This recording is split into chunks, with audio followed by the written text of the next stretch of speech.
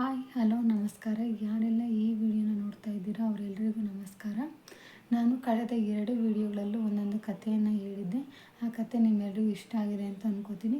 ಈ ವಿಡಿಯೋದಲ್ಲಿ ನಾನು ಮತ್ತೊಂದು ಕಥೆಯನ್ನು ಹೇಳೋಕ್ಕೆ ಇಷ್ಟಪಡ್ತೀನಿ. ಈ ವಿಡಿಯೋನ ಯಾರ್ಯಾರು ನೋಡ್ತಿದ್ದೀರಾ ಅವರೆಲ್ಲರೂ ಸಬ್ಸ್ಕ್ರೈಬ್ ಆಗಿ ಲೈಕ್ ಮಾಡಿ ಮತ್ತು ಆದಷ್ಟು ಶೇರ್ ಮಾಡಿ. ಈಗ ನಾನು ಹೇಳೋಕೆ ಹೊರಟಿರೋ ಕಥೆ ಯಾವುದಪ್ಪ ಅಂತಂದರೆ, ನಾವು ಕಪ್ಪಗಿದ್ದೀವಿ ಅಂತ ಯಾರೆಲ್ಲ ಮನಸ್ಸಿಗೆ ಬೇಜಾರು ಮಾಡ್ಕೊಂಡಿದ್ದೀರಾ, ಮತ್ತು ನಾವು ಸ್ವಲ್ಪ ಚೆನ್ನಾಗಿರಬೇಕಾಗಿತ್ತು, ನಾವು ಬೆಳ್ಳಗಿರಬೇಕಾಗಿತ್ತು ಅಂತ ಯಾರೆಲ್ಲ ಅನ್ಕೋತಿದ್ರೋ ಅವರೆಲ್ಲ ದಯವಿಟ್ಟು ತಪ್ಪದೆ ಈ ವಿಡಿಯೋನ ನೋಡಿ.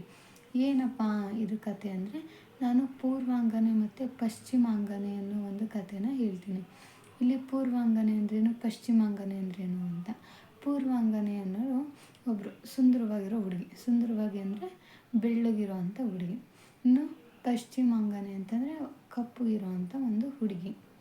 ಈ ಕಪ್ಪು ಇರೋವಂಥ ಹುಡುಗಿ ಪಶ್ಚಿಮಾಂಗನೆಗೆ ಮನಸ್ಸಲ್ಲಿ ಕೊರಿತಾ ಇರುತ್ತೆ, ನಾನು ಕಪ್ಪಗಿದ್ದೀನಿ, ನಾನು ಬೆಳ್ಳಗಿರಬೇಕಾಗಿತ್ತು, ನಾನು ಚೆನ್ನಾಗಿರಬೇಕಾಗಿತ್ತು ಅಂಥೇಳಿ ಅದು ಮನಸ್ಸಲ್ಲಿ ಕೊರಿತಾ ಇರುತ್ತೆ. ಇಲ್ಲಿ ಪೂರ್ವಾಂಗನೆ ಇರ್ತಾಳಲ್ಲ, ಅವಳು ನೋಡೋಕ್ಕೆ ತುಂಬ ಚೆನ್ನಾಗಿರ್ತಾಳೆ, ಬೆಳ್ಳಗಿರ್ತಾಳೆ, ಲಕ್ಷಣವಾಗಿ ಸುಂದರವಾಗಿರ್ತಾಳೆ. ಅವಳಿಗೆಲ್ಲ ಒಂದು ಕಡೆ ಅಹಂಕಾರ ಅನ್ನೋದಿರುತ್ತೆ. ನಾನು ನೋಡೋಕ್ಕೆ ಸುಂದರವಾಗಿದ್ದೀನಿ, ಸೌಂದರ್ಯ ಅನ್ನೋದಿದ್ದರೆ ಏನು ಬೇಕಾದ್ರೂ ಗೆಲ್ಬೋದು, ನಾನು ಚೆನ್ನಾಗಿದ್ದೀನಿ ಅನ್ನೋ ಒಂದು ಅಹಂಕಾರ ಅನ್ನೋದು ಅವಳಲ್ಲಿ ಇರುತ್ತೆ. ಹೀಗಿರ್ಬೇಕಾದ್ರೆ ಪಶ್ಚಿಮಾಂಗನೆಗೆ ನಾನು ಕಪ್ಪಗಿದ್ದೀನಿ ಅನ್ನೋ ಒಂದು ಬೇಜಾರು ಇರುತ್ತಲ್ಲ, ಈಗ ಹೋಗಿ ಯಾರೋ ಒಬ್ಬ ಸಾಧು ಅಥವಾ ಸ್ವಲ್ಪ ಲೋಕಜ್ಞಾನ ಇರೋರು, ಪ್ರಪಂಚದ ಜ್ಞಾನವನ್ನು ತಿಳ್ಕೊಂಡಿರೋಂಥ ಒಬ್ಬ ವ್ಯಕ್ತಿ ಹತ್ರ ಹೋಗಿ ಕೇಳ್ತಾಳೆ, ನಾನು ತುಂಬ ಕಪ್ಪಗಿದ್ದೀನಿ, ನಾನು ನೋಡಿದರೆ ನನಗೆ ಬೇಜಾರಾಗುತ್ತೆ, ಬೇರೆಯವರೆಲ್ಲ ಎಷ್ಟು ಸುಂದರವಾಗಿದ್ದಾರೆ, ನಾನು ಅವ್ರಂಗಿದ್ದಿದ್ರೆ ಚೆನ್ನಾಗಿರೋದು, ನಾನು ಕಪ್ಪು ಇರೋದ್ರಿಂದ ನಾನು 4 ಜನರ ಮಧ್ಯೆ ಬೆರೆಯೋಕ್ಕೆ ಆಗ್ತಾಯಿಲ್ಲ, ನಾನು ಏನಾದರೂ ಒಂದು ಕೆಲಸ ಮಾಡಬೇಕು, ಏನೋ ಒಂದು ಸಾಧಿಸ್ಬೇಕು ಅಂತ ಅಂದ್ಕೊಂಡಾಗೆಲ್ಲ ನನ್ನ ಸೌಂದರ್ಯ ನನಗೆ ಅಡ್ಡಿ ಆಗ್ತಾಯಿದೆ, ನಾನು ಚೆನ್ನಾಗಿರಬೇಕಾಗಿತ್ತು, ಅದಕ್ಕೆ ನಾನು ಏನು ಮಾಡಲಿ ಅಂತೇಳಿ ಕೇಳ್ತಾಳೆ. ಆಗ ಆ ಸಾಧು ಅವರು ಹೇಳ್ತಾರೆ, ನೀನು ಅಂದ್ಕೊಂಡಿರೋದು ತಪ್ಪು. ಕಪ್ಪು ಅನ್ನೋದು ದೇಹ ಚರ್ಮದ ಬಣ್ಣ ಹೊರತು ಮನಸ್ಸಿನ ಬಣ್ಣ ಅಲ್ಲ. ಮೇಲೋಟಕ್ಕೆ ಹೇಗಿದ್ರೇನಂತೆ, ನಾವು ಆಂತರಿಕವಾಗಿ ಪರಿಶುದ್ಧವಾಗಿರಬೇಕು ಅಂಥೇಳಿ ಆ ಸಾಧು ಹೇಳ್ತಾರೆ. ಆದರೂ ಆ ಹುಡುಗಿಗೆ ಅವ್ರ ಮಾತು ಸಮಾಧಾನನ ಕೊಡೋದಿಲ್ಲ. ಆಗ ಸಾಧುಗಳು ಒಂದೆರಡು ಎಕ್ಸಾಂಪಲನ್ನು ಕೊಟ್ಟು ಹೇಳ್ತಾರೆ. ಏನಪ್ಪ ಎಕ್ಸಾಂಪಲ್ಲು ಅಂತಂದರೆ, ನಮ್ಮ ಜೀವನದಲ್ಲಿ ನಾವು ಬದುಕೋದಕ್ಕೆ ಈ ಕಪ್ಪು ಅನ್ನೋದು ಎಷ್ಟು ಅವಶ್ಯಕತೆ ಅಂತ ಹೇಳ್ತಾರೆ. ಏನಪ್ಪ ಮೊದಲನೇ ಉದಾಹರಣೆ ಏನು ಅಂತಂದರೆ, ಈಗ ಮೋಡ ಕಪ್ಪಾದರೆ ಮಾತ್ರ ಮಳೆ ಬರೋಕ್ಕೆ ಸಾಧ್ಯ. ಈಗ ಮೋಡ ಆದಾಗ ಮೋಡ ಕಪ್ಪಗಿದ್ರೆ ಮಾತ್ರ ಮಳೆ ಬರುತ್ತೆ, ಮಳೆ ಬರೋದ್ರಿಂದ ಬೆಳೆ ಬೆಳಿತೀವಿ, ಬೆಳೆ ಬೆಳೆದ್ರೆ ಮಾತ್ರ ನಮಗೆ ಅನ್ನ ತಿನ್ನೋಕ್ಕಾಗೋದು, ಹೊಟ್ಟೆ ತುಂಬೋದು. ಹಾಗೆ ಕಪ್ಪಗಿದ್ರೆ ಮಾತ್ರ ಮಳೆ ಬರುತ್ತೆ.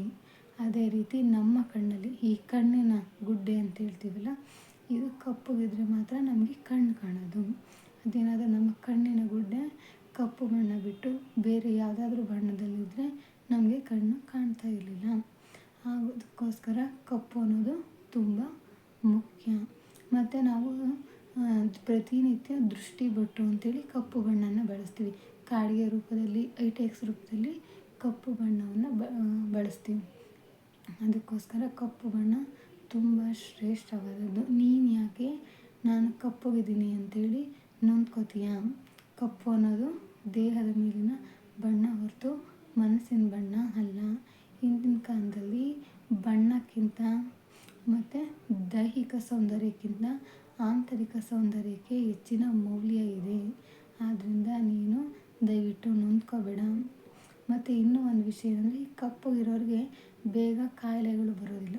ಕಾಯಿಲೆ ಅಂದರೆ ಆಗಾಗ ಅನಾರೋಗ್ಯಕ್ಕೆ ಒಳಗಾಗೋದಿಲ್ಲ. ಯಾಕಂದರೆ ಕಪ್ಪು ಬಣ್ಣಕ್ಕೆ ರೋಗ ನಿರೋಧಕ ಶಕ್ತಿ ಜಾಸ್ತಿ ಇರುತ್ತೆ. ಆದ್ದರಿಂದ ಈ ಕಪ್ಪಗಿರೋರಿಗೆ ಸಾಮಾನ್ಯವಾಗಿ ಆಗಾಗ ಹುಷಾರು ತಪ್ಪೋದಿಲ್ಲ, ಅನಾರೋಗ್ಯಕ್ಕೆ ಒಳಗಾಗೋದಿಲ್ಲ. ಅವರು ಆರೋಗ್ಯವಂತರಾಗಿರ್ತಾರೆ ಮತ್ತು ಸದೃಢವಾಗಿರ್ತಾರೆ.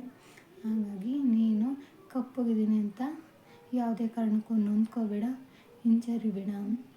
ನೀನು ಏನೇ ಇದ್ದರೂ ಅದನ್ನು ಧೈರ್ಯವಾಗಿ ಎದುರಿಸು. ನಿನ್ನಲ್ಲಿ ಏನು ಶಕ್ತಿ ಇದೆ, ನಿನ್ನಲ್ಲಿ ಯಾವುದರಲ್ಲಿ ಕಲೆ ಇದೆಯೋ ಆ ಕಲೆಯನ್ನು ನೀನು ಉಪಯೋಗಿಸ್ಕೊ. ಕಪ್ಪುಗಿದ್ದೀನಿ ಅಂತೇಳಿ ನಿನ್ನ ಬಗ್ಗೆ ನೀನು ಕೀಳಿರಿಮೆಯನ್ನು ಇಟ್ಕೋಬೇಡ ಅಂಥೇಳಿ ಆ ಸಾಧುಗಳು ಆ ಹುಡುಗಿಗೆ ಒಂದಷ್ಟು ಉದಾಹರಣೆಗಳನ್ನು ನೀಡೋದ್ರ ಮೂಲಕ ಹೇಳ್ತಾರೆ. ಆಗ ಹುಡುಗಿಗೆ ಸ್ವಲ್ಪ ಧೈರ್ಯ ಬರುತ್ತೆ. ಆಗಿಂದ ಆ ಹುಡುಗಿ ತಾನು ಮಾಡ್ಬೇಕು ಅಂದ್ಕೊಂಡಿರೋ ಎಲ್ಲ ಕೆಲಸದಲ್ಲೂ ಕೂಡ ಧೈರ್ಯವಾಗಿ ಮುನ್ನುಗ್ತಾಳೆ. ಮತ್ತು ಯಾರಾದರೂ ಅವಳನ್ನು ಕಪ್ಪುಗಿದೆಯಾ ಅಂತ ಹೀಯಾಳಿಸಿದ್ರೆ ಆಗ ಅವಳು ಸರಿಯಾದ ಉತ್ತರಗಳನ್ನು ನೀಡೋದ್ರ ಮೂಲಕ ಅವಳು ಮುನ್ನಡೀತಾಳೆ.